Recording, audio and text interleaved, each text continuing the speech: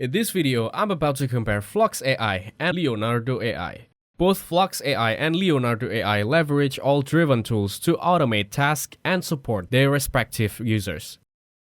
The pros include that the Flux AI has generated attention for its advanced capabilities in generating realistic images. Users appreciate its fast image generation and the ability to create detailed visual based on specific textual prompts.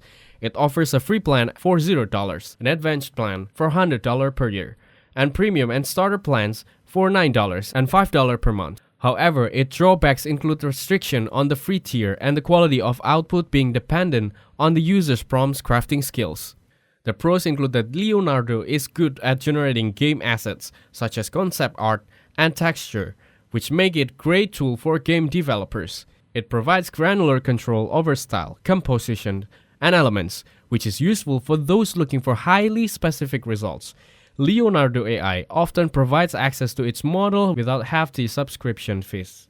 The cons of Leonardo's AI are it may not offer the same level of artistic refinement, especially for more abstract or highly creative work.